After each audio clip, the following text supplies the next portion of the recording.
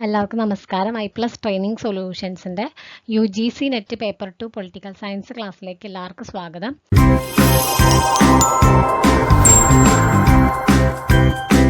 അത് നമ്മൾ ഡിസ്കസ് ചെയ്യുന്നത് യൂണിറ്റ് 10 ആയിട്ടുള്ള ഗവേണൻസ് ആൻഡ് പബ്ലിക് പോളിസിയാണ്. നമ്മൾ 5 പാർട്സ് ഓൾറെഡി കംപ്ലീറ്റ് ചെയ്ത് കഴിഞ്ഞു. ഇനി നമുക്ക് നോക്കാനുള്ളത് 6ാമത്തെ പാർട്ടാണ്. ഈ പാർട്ടിൽ നമ്മൾ ഡിസ്കസ് ചെയ്യുന്നത് സസ്റ്റൈനബിൾ ഡെവലപ്മെൻറ്റ് എന്ന് പറയുന്നൊരു കോൺസെപ്റ്റും അതേപോലെ തന്നെ ഇന്ത്യയിലെ ഡെവലപ്മെൻറ്റിൻ്റെ കാര്യങ്ങളൊക്കെയാണ്. നമ്മൾ ഇന്ത്യയിലെ ഡെവലപ്മെൻറ്റ് ഇനീഷ്യേറ്റീവ്സും കാര്യങ്ങളൊക്കെയാണ് നമ്മൾ ഈ ഒരു ക്ലാസ്സിൽ ഡിസ്കസ് ചെയ്യുന്നത്. സോ എല്ലാവർക്കും ക്ലാസ്സിലേക്ക് സ്വാഗതം. സോ നമ്മൾ നോക്കുന്നൊരു ക്വസ്റ്റ്യൻ ആണ്, എന്നാണ് പാരീസ് എഗ്രിമെൻറ്റ് സൈൻ ചെയ്തതെന്നുള്ളത് നമ്മൾ നോക്കുന്നൊരു ക്വസ്റ്റ്യൻ എന്ന് പറയുന്നത്. When was the Paris agreement first signed? നമ്മുടെ ഡിസ്കഷനിൽ ഈ പാർട്ടിൽ വരുന്ന ഒരു പാർട്ടാണ്, ഒരു ചോദ്യമാണ് പാരീസ് എഗ്രിമെൻറ്റ് എന്ന് പറയുന്നത്. സസ്റ്റൈനബിൾ ഡെവലപ്മെൻറ്റുമായിട്ട് ബന്ധപ്പെട്ടുള്ള ഒരു എഗ്രിമെൻ്റ് ആണ്. അപ്പോൾ അത് ആദ്യമായിട്ട് സൈൻ ചെയ്ത വർഷമാണ് ചോദിച്ചിരിക്കണേ. ഓപ്ഷൻസ് നോക്കുക. Option A 2014, option B 2015, option C 2013, option D 2016. അപ്പോൾ ഈ 4 ഓപ്ഷൻസ് നമുക്ക് തന്നിട്ടുള്ളത്. പാരീസ് എഗ്രിമെൻറ്റ് സൈൻ ചെയ്ത വർഷം ഏതാണെന്നാണ് ചോദ്യം. നമ്മൾ ഇനി കാണുന്ന സ്ലൈഡിൽ ഇതിൻ്റെ ആൻസർ ഉണ്ട്. അപ്പോൾ എല്ലാവരും ഇപ്പോൾ ഒന്ന് ജസ്റ്റ് ഒന്ന് ആലോചിക്കുക. അതിനുശേഷം നമുക്ക് എന്ത് ചെയ്യാം, ഈ ഒരു ആൻസർ കാണുന്ന സ്ലൈഡിൽ വെച്ച് നമുക്ക് അതിനെക്കുറിച്ച് ഡിസ്കസ് ചെയ്യാം. പാരീസ് എഗ്രിമെൻറ്റ് നടന്ന വർഷം, ഓക്കെ, സൈൻ ചെയ്ത് 2014, 15, 13, 16.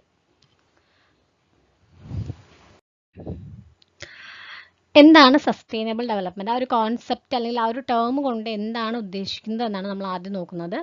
സോ സസ്റ്റൈനബിൾ ഡെവലപ്മെൻറ്റ്, സസ്റ്റൈനബിൾ എന്ന് പറഞ്ഞാൽ സസ്റ്റെയിൻ ചെയ്യുക അല്ലെങ്കിൽ നിലനിൽക്കുക, സുസ്ഥിരമായിട്ടുള്ള ഒരു കാര്യം. അതായത് ഇന്നത്തേക്കോ നാളത്തേക്കോ വേണ്ടി മാത്രമല്ലാണ്ട് ഒരു ലോങ് ടേം പെർസ്പെക്റ്റീവിലുള്ള ഒരു ഡെവലപ്മെൻറ്റിനെയാണ് നമ്മൾ സസ്റ്റൈനബിൾ ഡെവലപ്മെൻറ്റ് എന്നതുകൊണ്ട് പൊതുവെ പറയുന്നത്. സുസ്ഥിരമായിട്ടുള്ള, അതായത് സ്ഥിരമായിട്ടുള്ള ഒരു ഷോർട്ട് ടേം പെർസ്പെക്റ്റീവല്ല നമ്മൾ ഒരിക്കലും ഡെവലപ്മെൻറ്റിനെ നോക്കിക്കാണുന്നത്. ഡെവലപ്മെൻറ്റ് എന്ന് പറയുമ്പോൾ ഒരു ലോങ് ടേം ആയിട്ട്, അതായത് ഫ്യൂച്ചർ ജനറേഷൻസിനും കൂടെ യൂസ്ഫുൾ ആവുന്ന, അതായത് അവർക്കും അവരുടെ ജീവിതത്തിനും കൂടെ ഹെൽപ്പ് ചെയ്യുന്ന തരത്തിൽ അവർക്കും ഡെവലപ്മെൻറ്റ് കൊണ്ടുവരാനുള്ളതും അവർക്കും ആ ഒരു പ്രോഗ്രസീവ് ആയിട്ടുള്ളതും അതേസമയം റിസോഴ്സുകളെ ഒരുപാട് എക്സ്പ്ലോയിറ്റ് ചെയ്യാത്ത തരത്തിലുള്ള ഡെവലപ്മെൻറ്റ്സിനെയാണ് നമ്മൾ സസ്റ്റൈനബിൾ ഡെവലപ്മെൻറ്റ് എന്ന് പറയുന്നത്. സോ സസ്റ്റൈനബിൾ ഡെവലപ്മെൻറ്റ് എന്ന് പറയുമ്പോൾ ബ്രണ്ട്ലാൻഡ് കമ്മീഷൻ്റെ ഒരു ഡെഫിനിഷൻ പ്രകാരം development which meets the needs of the present without compromising the ability of future generations to meet their own needs. അതായത് ഡെവലപ്മെൻറ്റ് എന്ന് പറയുന്നത് എന്താ ചെയ്യണത്, പ്രസൻറ്റിലെ ആവശ്യങ്ങളെല്ലാം തന്നെ മീറ്റ് ചെയ്യുകയും അതേസമയം ഭാവിയിലുള്ള ജനറേഷൻസിൻ്റെ ഒരു തരത്തിലുള്ള അവരുടെ ഒരു റൈറ്റ്സിനെ അവരുടെ നീഡ്സിനെ ഒന്നും തന്നെ അവർക്ക് ഒരു പ്രശ്നവുമില്ലാത്ത രീതിക്ക് എന്നാൽ നിലവിലുള്ള എല്ലാ ആളുകളുടെയും ആവശ്യങ്ങൾ മീറ്റ് ചെയ്യുകയും ചെയ്യുന്ന തരത്തിലുള്ള ഡെവലപ്മെൻറ്റിനെയാണ് നമ്മൾ സസ്റ്റൈനബിൾ ഡെവലപ്മെൻറ്റ് എന്ന് പറയുന്നത്. അതായത് ഡെവലപ്മെൻറ്റ് എന്ന് പറഞ്ഞു കഴിഞ്ഞാൽ നമ്മൾക്കറിയാലോ, ഒരു രാജ്യത്തിൻ്റെ ഡെവലപ്മെൻറ്റ് എക്കണോമിക്കലായിട്ടും നമ്മൾ ലൈഫ് സ്റ്റൈൽ വ്യത്യാസം വരിക, എഡ്യൂക്കേഷണൽ ഇമ്പ്രൂവ്മെൻറ്റ്സ് കൊണ്ടുവരിക, ഇൻഫ്രാസ്ട്രക്ചർ ഡെവലപ്പ് ചെയ്യുക, ഇത് ഹെൽത്ത് സെക്ടറിൽ ഇമ്പ്രൂവ്മെൻറ്റ് ഉണ്ടാവുക, അതൊക്കെ തന്നെ നമ്മൾ ഡെവലപ്മെൻ്റ് ആയിട്ട് കൺസിഡർ ചെയ്യും. അതേസമയം നമ്മൾ ഈ ഡെവലപ്മെൻറ്റ് വേണ്ടി നമുക്ക് ഒരുപാട് റിസോഴ്സുകൾ ആവശ്യമാണ്, അല്ലേ? നാച്ചുറൽ റിസോഴ്സുകളും എല്ലാം ആവശ്യമാണ്. സോ എന്ത് ചെയ്യുക, ഇതെല്ലാം തന്നെ നമുക്ക് ഉപയോഗിക്കണം, നമുക്ക് ഡെവലപ്മെൻറ്റ് വേണം. പക്ഷെ ഒരിക്കലും ഡെവലപ്മെൻറ്റ് എന്ന പേരിൽ എൻവയോൺമെൻറ്റിനെ ആയിക്കോട്ടെ ഈ റിസോഴ്സുകളെയൊക്കെ ഓവർ എക്സ്പ്ലോയിറ്റ് ചെയ്തുകൊണ്ട് കുറച്ച് വിഭാഗത്തിന് മാത്രം ഡെവലപ്മെൻറ്റ് കിട്ടുകയും അത് വളരെ ഷോർട്ട് ടേം ആയി പോവുകയും കുറച്ച് കാലം കഴിയുമ്പോഴേക്കും അതിൻ്റെ റിയാക്ഷൻ എന്നോണം പ്രകൃതിയിൽ ഒരുപാട് ദുരന്തങ്ങളും പ്രശ്നങ്ങളും വന്ന് റിസോഴ്സുകൾ ഭയങ്കര സ്കെയർസ് ആവുകയും അങ്ങനെയുള്ള സിറ്റുവേഷൻ വന്നു കഴിഞ്ഞാൽ അതിനൊരിക്കലും നമുക്കൊരു പ്രോപ്പർ ഡെവലപ്മെൻ്റ് ആയിട്ടോ സസ്റ്റൈനബിൾ ഡെവലപ്മെൻ്റ് ആയിട്ട് പറയാൻ പറ്റില്ല. സസ്റ്റൈനബിൾ ഡെവലപ്മെൻറ്റ് പറഞ്ഞാൽ എന്നും നിലനിൽക്കുന്ന സ്ഥിരമായിട്ടുള്ള സുസ്ഥിരമായിട്ടുള്ള ഭാവിയിലുള്ള വരുന്ന ആളുകൾക്ക് വരെ യൂസ്ഫുൾ ആയിട്ടുള്ള അവർക്കും ഹെൽപ്ഫുൾ ആയിട്ടുള്ളതിനാണ് നമ്മൾ സസ്റ്റൈനബിൾ ഡെവലപ്മെൻറ്റ്, അതാണ് വേണ്ടത് എന്നുള്ളതാണ് ഈ ഒരു കോൺസെപ്റ്റ് വഴി ഉദ്ദേശിക്കുന്നത്. Sustainable development groups were born at the United Nations Conference.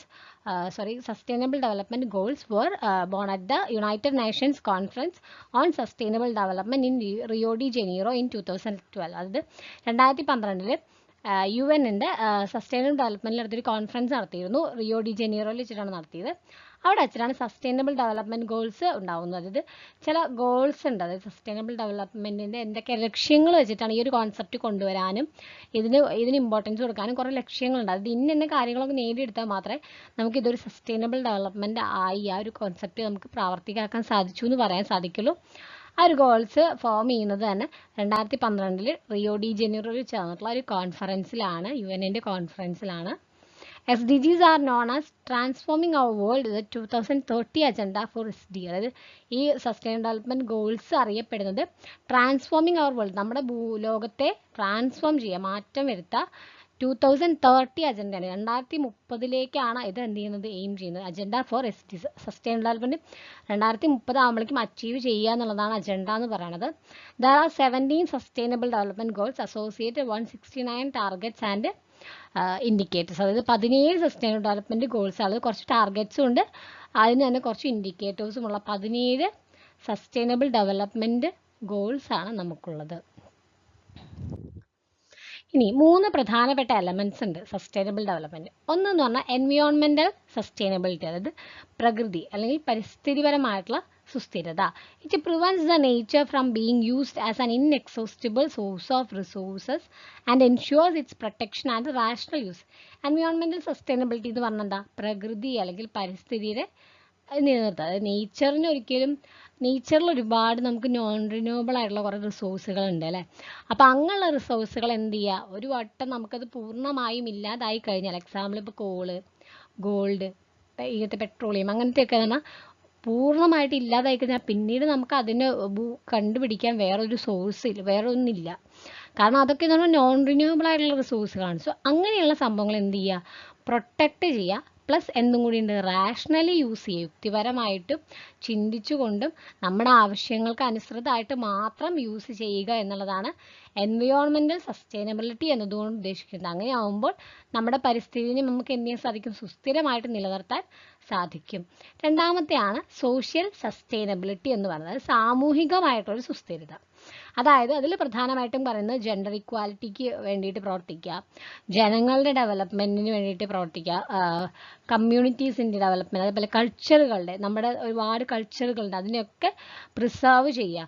Gender equality, അല്ലെങ്കിൽ ഏതൊരു ജെൻഡർ ആയിക്കോട്ടെ, മെൻ ആയിക്കോട്ടെ, വുമൻ ആയിക്കോട്ടെ, ട്രാൻസ്ജെൻഡേഴ്സ് ആയിക്കോട്ടെ, LGBTQ ഏത് ജെൻഡർ ആയാലും അവരൊക്കെ തന്നെ ഈക്വൽ ആയിട്ടുള്ള ആ ജെൻഡർ ഇക്വാലിറ്റിയിലേക്ക് വേണ്ടി നമ്മൾ പ്രവർത്തിക്കുക. അതേപോലെ തന്നെ ജനങ്ങൾ, എല്ലാ തരത്തിലുള്ള ജനങ്ങളിൽ വികസനം എന്ന് പറയുന്നത് ജനങ്ങളുടെ ജീവിതത്തിലും ക്വാളിറ്റിയിലും സ്റ്റാൻഡേർഡ് ഓഫ് ലിവിങ്ങിലും എഡ്യൂക്കേഷനിലും ഹെൽത്തിലും എല്ലാ മേഖലകളിലേക്കും എല്ലാവരിലേക്കും എത്തുക. വളരെ കുറച്ച് പേരിൽ മാത്രം ഡെവലപ്മെൻറ്റ് ഒതുങ്ങിക്കൂടാതെ സമൂഹത്തിലെ എല്ലാ ജനങ്ങളും ഒരേപോലെ ഉയർന്നു വരിക, ഡെവലപ്പ് ചെയ്യുക. അതുപോലെ എല്ലാ കമ്മ്യൂണിറ്റീസിനെയും ഡെവലപ്പ് ചെയ്യുക, അതുപോലെ കൾച്ചേഴ്സിനെയൊക്കെ തന്നെ ഹെൽപ്പ് ചെയ്യുക, ഒരു ക്വാളിറ്റി ഓഫ് ലൈഫ് അച്ചീവ് ചെയ്യാൻ വേണ്ടി ഹെൽപ്പ് ചെയ്യുക എന്നുള്ളതാണ് സോഷ്യൽ സസ്റ്റൈനബിലിറ്റി എന്നതുകൊണ്ട് ഉദ്ദേശിക്കുന്നത്. മൂന്നാമത്തെയാണ് ഇക്കണോമിക് സസ്റ്റൈനബിലിറ്റി, സാമ്പത്തികമായിട്ടുള്ള സുസ്ഥിരത. ഇതെല്ലാം വേണം, ഒപ്പം തന്നെ നമുക്ക് എന്തും വേണം, സാമ്പത്തികമായിട്ടുള്ള വളർച്ചയും വേണം. ആ വളർച്ച എന്തിനു വേണം, എല്ലാവർക്കും, വെൽത്ത് ഫോർ ഓൾ ആയിരിക്കണം. ഒരിക്കലും കുറച്ച് പേർക്ക് മാത്രം, കുറച്ച് പേര് സാമ്പത്തികമായി ഭയങ്കര ഗ്രോ ചെയ്യുക, കുറച്ച് ബാക്കിയുള്ളവർ മൊത്തം പോവർട്ടിയിൽ കിടക്കുക, അങ്ങനെയല്ലാതെ വെൽത്ത് ഫോർ ഓൾ, എല്ലാവർക്കും സമ്പത്തും അതേപോലെ എല്ലാവരുടെയും വളർച്ചയും ലക്ഷ്യം വെക്കണം, വിത്തൗട്ട് ഹാമിങ് the environment. At the same time നമുക്ക് ഒരുപാട് എക്സ്പ്ലോയിറ്റ് ചെയ്യാൻ പാടില്ല, എൻവയോൺമെൻറ്റ് ഒരുപാട് എക്സ്പ്ലോയിറ്റ് ചെയ്യാൻ പാടില്ല. അപ്പോൾ സസ്റ്റൈനബിൾ ഡെവലപ്മെൻറ്റ് 3 എലമെൻറ്റ്സ് ആണ്, environmental sustainability, social sustainability and economic sustainability.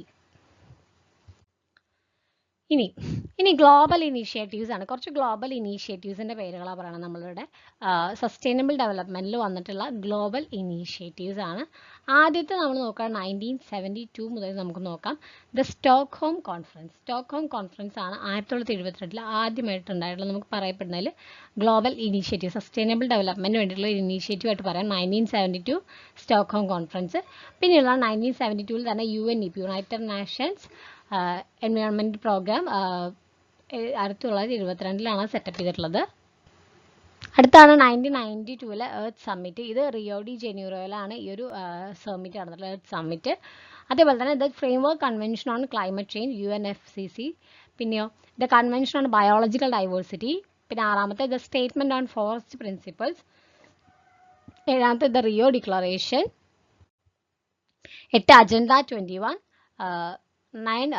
Kyoto protocol നമുക്കറിയാം, ഓസോണിൻ്റെ വന്നിട്ടുള്ളതാണ് ക്യോട്ടോ പ്രോട്ടോകോൾ. ഓസോൺ പാളികളുടെ ഹോൾ വരുന്നതും അങ്ങനത്തെ കുറച്ച് ഗ്ലോബൽ വാർമിംഗ് ഒക്കെ ആയിട്ട് ബന്ധപ്പെട്ടാണ് ക്യോട്ടോ പ്രോട്ടോകോൾ വന്നിട്ടുള്ളത്. 1997. 10th one Rio +10 2002. അതെന്ന് പറഞ്ഞാൽ ഒരു 10-year അസസ്മെൻ്റ് ആയിരുന്നു. 10-year assessment of the Rio outcomes took the shape of the World Summit on Sustainable Development held in ജോഹന്നാസ്ബർഗിൽ നടന്നിട്ടുള്ള ഒരു എന്താ പറയുക, ഒരു വേൾഡ് സമ്മിറ്റ്, സസ്റ്റൈനബിൾ ഡെവലപ്മെൻറ്റിൽ ഉണ്ടായിട്ടുള്ള ഒരു വേൾഡ് സമ്മിറ്റാണ് നമ്മൾ റിയോ +10 എന്ന് പറയുന്നത്. 2002 നടന്നത്. പിന്നീട് Ramsar convention 1971, the world heritage convention 1972, United Nations convention on the law of the sea 1982, Vienna convention for the protection of the ozone layer 1985, Montreal protocol on substances that deplete the ozone layer 1987. Montreal പ്രോട്ടോകോളും കുറച്ച് important ആയിട്ടുള്ള കാര്യമാണ്. അതുപോലെ Vienna കൺവെൻഷനും ഒക്കെ ഈ ozone ലെയറായിട്ട് ബന്ധപ്പെട്ടുള്ളതാണ്. Convention on biological diversity 1992, biological ഡൈവേഴ്സിറ്റിനെ പ്രൊട്ടക്ട് ചെയ്യണം എന്നുള്ള രീതിയിലുള്ള ഒരു കൺവെൻഷനാണത്. UN commission on sustainable development 1992, CSD.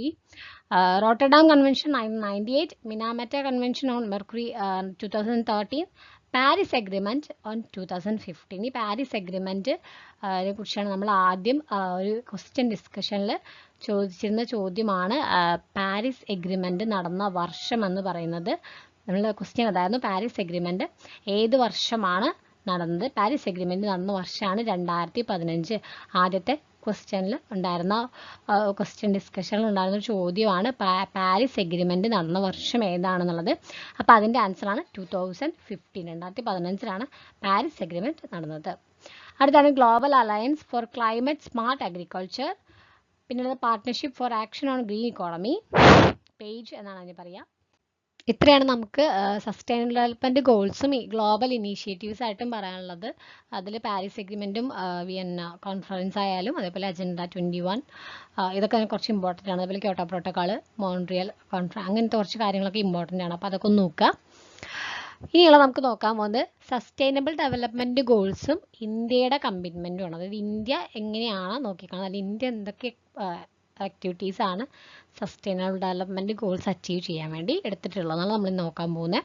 ആദ്യം തന്നെ നമുക്ക് നോക്കാം ക്ലീൻ ഫ്യൂവൽ. അതായത് ക്ലീൻ ഫ്യൂവൽ എന്ന് പറഞ്ഞാൽ എന്താ പറയുക, വളരെ ഗ്രീൻ ഹൗസ് ഗ്യാസസ് എമിഷൻ കുറവുള്ള ഫ്യൂവൽസിനാണ് നമ്മൾ ക്ലീൻ ഫ്യൂവൽ എന്ന് പറയുക. അപ്പോൾ അങ്ങനെയുള്ള ക്ലീൻ ഫ്യൂവൽ ഇൻട്രൊഡ്യൂസ് ചെയ്തിട്ടുണ്ട് ഇന്ത്യയിൽ. അതേപോലെ തന്നെ ഇന്ത്യ ഇൻട്രൊഡ്യൂസ് ചെയ്തിട്ടുള്ള ഒരു ടൈപ്പ് ഓഫ് അങ്ങനെയുള്ള ഫ്യൂവലാണ് BS6 പെട്രോളും and diesel. BS6 petrol and diesel ഇങ്ങനെ ക്ലീൻ ഫ്യൂവൽ ഇനീഷ്യേറ്റീവായിട്ട് നമ്മൾ ഇൻട്രൊഡ്യൂസ് ചെയ്തിട്ടുള്ളതാണ് BS6 പെട്രോളും ഡീസൽ എന്ന് പറയുന്നത്. ഈ BS6 പെട്രോളും ഡീസൽ എന്ന് പറഞ്ഞാൽ സൾഫറിൻ്റെ എമൗണ്ട് കുറവുള്ള തരത്തിൽ, അതേപോലെ തന്നെ ഈ എന്താ പറയുക നമ്മുടെ ഗ്രീൻ ഹൗസ് ഗ്യാസസിൻ്റെ എമിഷൻസും ഒക്കെ കുറവുള്ള ക്ലീൻ ഫ്യൂവൽസ് ആയിട്ടാണ് ഇതിനെ കൺസിഡർ ചെയ്യുന്നത്. ഡൽഹിയാണ് ആദ്യമായിട്ട് BS4 to BS4 ഫ്യൂവൽസിൽ നിന്നും BS6 ഫ്യൂവൽസിലേക്ക് മാറിയിട്ടുള്ള ആദ്യത്തെ സിറ്റി എന്ന് പറയുന്നത് ഇന്ത്യയിലത്തെ ആദ്യത്തെ സിറ്റി ഡൽഹിയാണ്.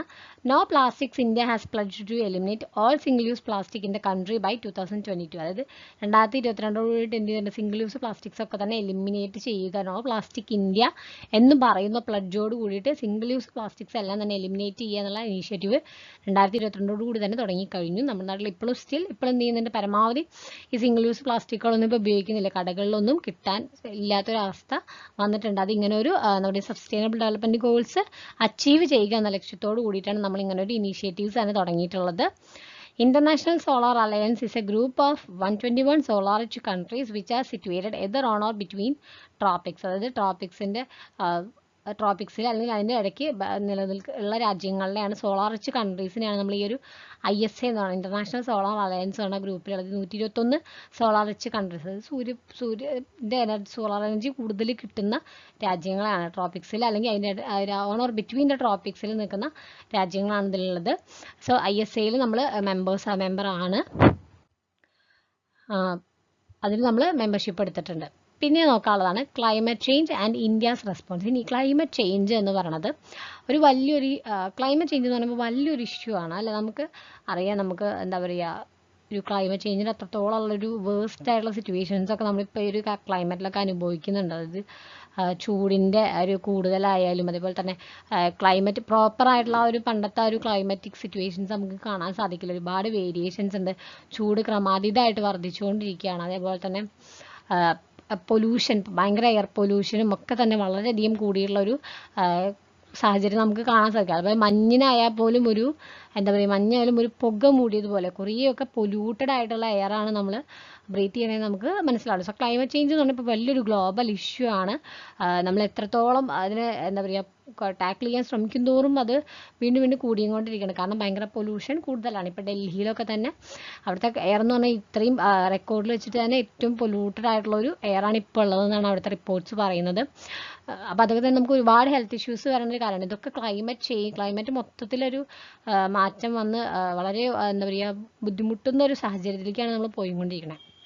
അപ്പോൾ ഈ ക്ലൈമറ്റ് ചേഞ്ചിനോട് ഇന്ത്യയുടെ റെസ്പോൺസ് എന്താണെന്നുള്ളതാണ്. അപ്പോൾ ക്ലൈമറ്റ് ചേഞ്ച് പറയുമ്പോൾ പല ഡെവലപ്ഡ് കൺട്രീസ് ആയിട്ടുള്ള അമേരിക്ക പോലുള്ള രാജ്യങ്ങൾ പറയണതും ഈ ഡെവലപ്പിംഗ് കൺട്രീസിനാണ് ഈ ക്ലൈമറ്റ് ചേഞ്ചിൻ്റെ അല്ലെങ്കിൽ ഇങ്ങനെയുള്ളൊരു ഗ്ലോബൽ വാർമിങ്ങിലൊക്കെ ഏറ്റവും കൂടുതൽ കാരണമാകുന്നത് ഈ ഡെവലപ്പിംഗ് കൺട്രീസിനാണ്. ഇവരിതൊക്കെ തന്നെ ഇതിൻ്റെയൊക്കെ പ്രശ്നങ്ങളുടെ കാരണമായിട്ട് പറയുന്നത്. പക്ഷെ ആക്ച്വലി എന്താണ്, എല്ലാ രാജ്യങ്ങൾക്കും ഇതിൽ എന്താ പറയുക എല്ലാവരുടെയും റെസ്പോൺസിബിലിറ്റി ആണ്. ഇങ്ങനെ ഒരു പ്രശ്നം വരുമ്പോൾ എല്ലാ രാജ്യങ്ങളും ഇതിന് കോൺട്രിബ്യൂട്ട് ചെയ്യുന്നുണ്ട്. എല്ലാ മനുഷ്യരുടെയും പ്രവർത്തനങ്ങളും എല്ലാം തന്നെ കാരണമാകുന്നുണ്ട്. അപ്പോൾ എല്ലാവരും കൂടെ ഒരുമിച്ച് നിന്ന് മാറ്റം വരുത്തേണ്ട, അല്ലെങ്കിൽ എല്ലാവരും കൂടെ ഒരുമിച്ച് നിന്ന് ഈ പ്രശ്നത്തിനെ പരിഹരിക്കേണ്ട ഒരവസ്ഥയാണുള്ളത്. സോ ഇന്ത്യ എങ്ങനെയാണ് അതിനോട് റെസ്പോണ്ട് ചെയ്തിട്ടുള്ളതെന്ന് നോക്കുകയാണെങ്കിൽ, ആദ്യത്തേന്ന് പറയുമ്പോൾ national action plan on climatic ചേഞ്ചിലുള്ള ഒരു നാഷണൽ ലെവലുള്ള ആക്ഷൻ പ്ലാനാണ്. It outlines existing and future policies and programs addressing climate mitigation and adaptation.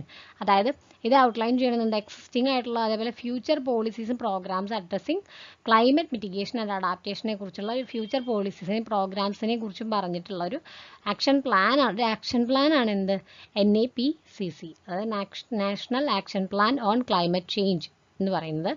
The action plan identifies 8 core national missions, 8 പ്രധാനപ്പെട്ട നാഷണൽ മിഷൻസ് ആണ് ഇത് ഐഡൻറ്റിഫൈ ചെയ്യുന്നത്. Running through to 2017, solar energy, enhanced energy efficiency, sustainable habitat, water, sustaining the Himalayan ecosystem, green India, sustainable agriculture, the strategic knowledge for climate change. അപ്പോൾ ഇത്രയും കാര്യങ്ങളാണ് ഈ ഒരു action പ്ലാനിൽ വരുന്നത്. 8 പ്രധാനപ്പെട്ട നാഷണൽ ലെവലിലുള്ള 8 മിഷൻസിനെ കുറിച്ചാണ് പറയുന്നത്.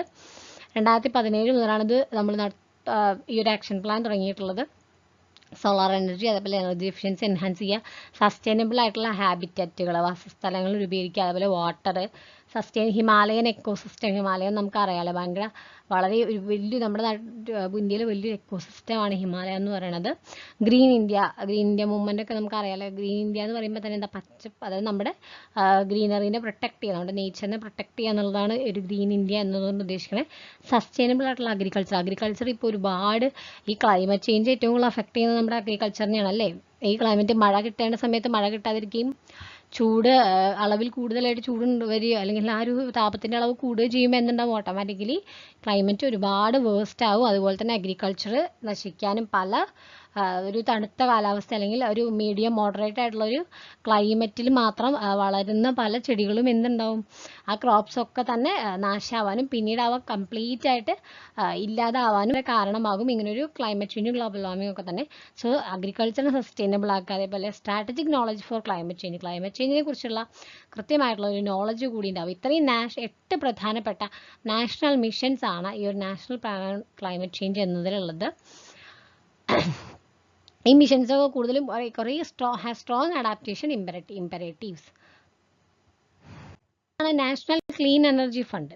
The Government of India created the National Clean Energy Fund in 2010 for financing and promoting clean energy initiatives and funding research in the area of clean energy in the country. അതായത് government of India ഈ ഒരു national clean energy fund create ചെയ്ത് 2010 clean energy ഇനീഷ്യേറ്റീവ്സിനും അതേപോലെ ഇതിനൊക്കെ വേണ്ടി ഫണ്ടിങ്ങിനൊക്കെ വേണ്ടിയിട്ട് clean energy നമ്മുടെ രാജ്യത്തിലെ ക്ലീൻ എനർജിക്ക് വേണ്ടിയിട്ട് ഫണ്ടിങ്ങിന് വേണ്ടിയിട്ടാണ് ആക്ച്വലി 2010 ഇങ്ങനെ ഒരു ഫണ്ട് കൊണ്ടുവന്നത് ഇന്ത്യയിൽ. The corpus of the fund is build by levying the cess of INR 50, subsequently increased to INR 100 in 2014 per ton of coal produced domestically or imported. അതായത് ഈ ഒരു ഇതിൻ്റെ ഒരു ഫണ്ട് എങ്ങനെ ശരിക്കും ബിൽഡ് ചെയ്ത് വെച്ചാൽ സെസ് ഉണ്ടാവില്ല നമ്മുടെ INR 50യുടെ, അതായത് നമ്മൾ ഈ ഒരു എന്താ പറയുക, ഈ ഒരു നാഷണൽ ക്ലീൻ എനർജി ഫണ്ടിന് വേണ്ടിയിട്ടുള്ള ആ എമൗണ്ട് അവർ കളക്ട് ചെയ്ത് അല്ലെങ്കിൽ അത് ബിൽഡ് ചെയ്തതെന്ന് എങ്ങനെയാണെന്ന് വെച്ചാൽ ഒരു ടണ്ണ് കൽക്കരിക്ക് നമ്മൾ ഉൽപ്പാദിപ്പിക്കുക ഇമ്പോർട്ട് ചെയ്യുന്ന കൽക്കരിക്ക് അതിൻ്റെ റുപ്പി 50 അല്ലെങ്കിൽ ഇപ്പം നിലവിലത് 100 ആക്കിയിട്ട് 2014 എന്ത് ചെയ്തിട്ടുണ്ട്, ഇതിൻ്റെ റുപ്പി 100 രൂപയായിട്ട് അങ്ങനെ കളക്ട് ചെയ്തിട്ടാണ് നമ്മുടെ ഈ ഒരു ഫണ്ട്, ഈ ഒരു നാഷണൽ ക്ലീൻ എനർജി ഫണ്ട് അവർ ബിൽഡ് ചെയ്തിട്ടുള്ളത് എന്നാണ് പറയുന്നത്. ഒരു ടൺ കോളിന് 50 രൂപ എന്നുള്ള അതിൻ്റെ റുപ്പി 50 എന്ന രീതിക്കാണ് ഈ ഒരു corpus of the fund build ചെയ്തിട്ടുള്ളത്. അതാണ് നാഷണൽ ക്ലീൻ എനർജി ഫണ്ട് എന്ന് പറയുന്നത്. ഇന്ത്യയിൽ ഒരു എന്താ പറയുക എനർജി ക്ലീനിങ്ങിനും അതേപോലെ പ്രൊമോട്ട് ചെയ്യാൻ അതിൻ്റെ ഫിനാൻസിങ്ങും ഒക്കെ പ്രൊമോട്ട് ചെയ്യാൻ വേണ്ടിയിട്ടാണ് നാഷണൽ ക്ലീൻ എനർജി ഫണ്ട് എന്ന് പറയുന്ന ഒരു ഫണ്ട് തുടങ്ങിയിട്ടുള്ളത്. ഇന്ത്യയിൽ 2010 തുടങ്ങിയത്. ഇനിയുള്ളതാണ് international solar alliance. ISA was launched at the United Nations Climate Change Conference in Paris on 30 November 2015 by India and France in the presence of Mr. Ban Ki-moon, former Secretary General of the United Nations. അതായത് international solar alliance എന്ന് പറയുന്നത് launch ചെയ്ത് United നാഷൻസിൻ്റെ climate change കോൺഫറൻസിൽ പാരീസിൽ വെച്ചിട്ടാണ് 2015 November 30 ഇന്ത്യയും ഫ്രാൻസും ചേർന്നിട്ടാണ് ഇങ്ങനെയൊരു എന്താ പറയുക ഇത് ലോഞ്ച് ചെയ്യുന്നത്. അതിൻ്റെ presence of mister Ban Ki Moon, മുൻ UN സെക്രട്ടറി ജനറൽ ആയിരുന്ന ബാൻ കി മൂണിൻ്റെ പ്രസൻസിൽ ഇന്ത്യയും ഫ്രാൻസും ഒക്കെയാണ് എന്ത് ചെയ്തിട്ടുള്ളത്, ഇന്റർനാഷണൽ സോളാർ അലയൻസ് ISA എന്ന് പറയുന്നത് ലോഞ്ച് ചെയ്തിട്ടുള്ളത്. ക്ലൈമറ്റ് ചേഞ്ച് കോൺഫറൻസ് പാരീസിൽ വെച്ച് നടന്ന 2015 നവംബർ 30 പാരീസിൽ വെച്ച് നടന്ന UNൻ്റെ ക്ലൈമറ്റ് ചേഞ്ചിൻ്റെ കോൺഫറൻസിൽ വെച്ചിട്ടാണ് ഇങ്ങനൊരു അലയൻസ് ഉണ്ടാവുന്നത്. ഇനിയുള്ളതാണ് Paris agreement. Under the Paris agreement India has made 3 commitments. India's greenhouse gas emission intensity of its GDP will be reduced by 33 to 35% below 2005 levels by 2030. അത് പാരീസ് അഗ്രിമെന്റിൽ ഇന്ത്യ എന്ത് ചെയ്തിട്ടുണ്ട്, ഈ ഒരു പാരീസ് അഗ്രിമെന്റിൽ ഒപ്പുവയ്ക്കുമ്പോൾ ഇന്ത്യ എന്ത് ചെയ്തിട്ടുണ്ട്, 3 commitments വേണം. എന്ന് പറയുമ്പോൾ എന്താ പറയുന്നത്, പ്രധാനമായിട്ടും ഇന്ത്യയുടെ green house gas emission intensity അതിൻ്റെ GDP വെച്ച് നോക്കുമ്പോൾ 33-35% വരെ കുറയ്ക്കും എന്ന് 2005 കണക്ക് വെച്ച് നോക്കുമ്പോൾ ഇപ്പോൾ കുറയ്ക്കും എന്ന് 2030 ആകുമ്പോഴേക്കും അത്രയും കുറയ്ക്കും എന്ന് പറഞ്ഞിട്ടുണ്ട്. Alongside 40% of India's power capacity would be based on non fossil fuel sources. എന്തൊക്കെയാണ്, 40% ഇന്ത്യയുടെ പവർ കപ്പാസിറ്റി എന്ന് പറഞ്ഞാൽ എങ്ങനെയായിരിക്കും, നോൺ ഫോസിൽ ഫ്യൂവൽ സോഴ്സുകളായിരിക്കും. ഫോസിൽ ഫ്യൂവൽസ് അല്ലാത്ത നോൺ ഫോസിൽ ആയിട്ടുള്ള ഫ്യൂവൽ സോഴ്സുകളായിരിക്കും ബേസ് ചെയ്യുക എന്നും പറഞ്ഞിട്ടുണ്ട്. At the same time India will create an additional carbon sink of 2.5 to 3 billion tons of CO2 equivalent through additional forest and tree cover by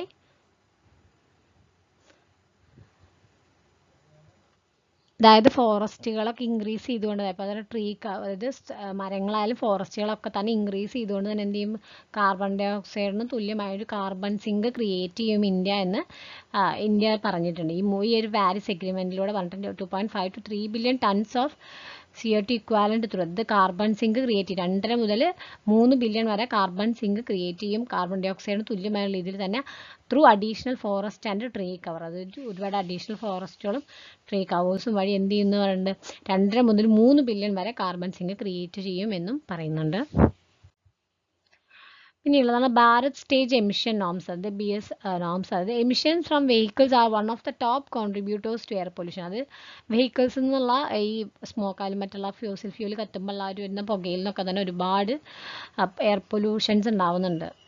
which led the government at the time to introduce the BS 2000 vehicle emission norms from April 2000, followed by BS2 in 2005. BS3 was implemented nationwide in 2010. Bharat stage ഇതിൽ പറയണത് എന്താ, vehicle ഈ ഒരു സമയത്ത് തന്നെയാണ് government എന്ത് ചെയ്യുന്നത്, BS 2000 Bharat stage 1 എന്ന് പറഞ്ഞ vehicle emission norms from April 2000 followed by BS2 in 2005 BS2, 2010 BS3 എന്ന് പറയുന്നത്. ഈ വണ്ടികളിൽ നിന്നുള്ള ഈ ഒരു ഈ പുകയുടെ എമിഷൻ്റെ അതിൽ ഉള്ള നോംസാണ് ഭാരത് സ്റ്റേജ് എമിഷൻ നോംസ് എന്ന് പറയുന്നത്.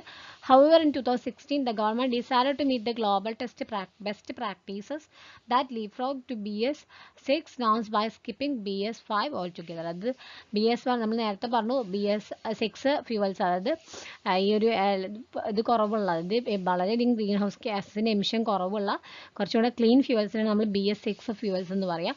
അത് നമ്മൾ 2016 കൂടിയിട്ട് 2000 നമ്മൾ തുടങ്ങി BS1 തുടങ്ങി. ഇപ്പം നമ്മൾ 2016 കൂടിയിട്ട് BS6 നോംസ് ആണ് ഇപ്പോൾ അപ്ലൈ ചെയ്യുന്നത്. അത് BS6 ഫ്യൂവൽസ് ഉപയോഗിക്കാൻ തുടങ്ങി. ഈ എഫേർട്സ് ഒക്കെ തന്നെ പ്രധാനമായിട്ടും നമ്മൾ എന്തിനാണുള്ളത്, ക്ലൈമറ്റ് ചേഞ്ചിൽ കുറച്ചെങ്കിലും എന്താ പറയുക നമ്മുടേതായിട്ടുള്ള രീതിയിലുള്ള ഒരു എന്താ പറയുക റിഡക്ഷൻ ഉണ്ടാകും. ക്ലൈമറ്റ് ചേഞ്ച് വളരെയധികം കുറയ്ക്കാൻ വേണ്ടിയിട്ടും എൻവയോൺമെൻറ്റിനെ ഒന്ന് സ്റ്റേബിൾ ആക്കാൻ വേണ്ടിയിട്ടാണ് നമ്മൾ ഈ ഒരു BS6 ഫ്യൂവൽസ് ഒക്കെ ഉപയോഗിക്കുന്നത്. അതേപോലെ തന്നെ നമ്മളിപ്പോൾ ചെയ്യുന്നത് കൂടുതൽ ഇലക്ട്രിക് വെഹിക്കിൾസ് യൂസ് ചെയ്യുന്നതും ഈ ഫോസിൽ ഫ്യൂവൽസിൻ്റെ ഉപയോഗം കുറയ്ക്കാനും അതിൽ നിന്നുള്ള ഈ ഒരു എന്താ പറയുക പൊല്യൂഷനെ കുറയ്ക്കാൻ വേണ്ടിയിട്ടും കൂടിയാണ് ഇലക്ട്രിക് വെഹിക്കിൾസ് കൂടുതലും യൂസ് ചെയ്യാൻ തുടങ്ങിയതും. അപ്പോൾ ഇത്രയാണ് നമുക്ക് ഈ ഒരു പാർട്ടിൽ പഠിക്കാനുള്ളത്. അതായത് സസ്റ്റൈനബിൾ ഡെവലപ്മെൻറ്റും ജസ്റ്റ് ക്ലൈമറ്റ് ചേഞ്ചും മാത്രമാണ് നമ്മളിപ്പോൾ നോക്കിയത്. ഇനി നമുക്ക് നോക്കാനുള്ളത് പ്ലാനിങ്ങും, ഇന്ത്യയിലെ പ്ലാനിങ് എങ്ങനെയാണ്, പ്ലാനിങ്ങും അതിൻ്റെ കാര്യങ്ങളും കൂടി നമുക്ക് ഈ ഒരു ഭാഗത്തിൽ തന്നെ നോക്കാനുണ്ട്. അതും കുറച്ച് പിന്നെ നമുക്ക് നോക്കാനുള്ള പബ്ലിക് പോളിസിയാണ്. അതുകൊണ്ട് നമുക്ക് ഈ ചാപ്റ്റർ കഴിയും. പിന്നെ നമുക്കുള്ളത് ബാക്കിയുള്ളത് PYQ ഡിസ്കഷൻ മാത്രമാണ്. അപ്പോൾ ഇനി ഒരു ചെറിയ ഭാഗം കൂടി മാത്രമേ ഉള്ളൂ. അപ്പോൾ എല്ലാവർക്കും സസ്റ്റൈനബിൾ ഡെവലപ്മെൻറ്റും ഗ്ലോബൽ ഇനീഷ്യേറ്റീവ്സ് പ്ലസ് ഇന്ത്യയുടെ ഒരു കമ്മിറ്റ്മെൻറ്റും ഇന്ത്യയിലെ ഗോൾസും മനസ്സിലായെന്ന് വിചാരിക്കുന്നു. നന്നായിട്ട് നോട്ട്സൊക്കെ വായിക്കുക, ക്വസ്റ്റ്യൻസ് ക്വിസൊക്കെ അറ്റൻഡ് ചെയ്യുക. Thank you so much.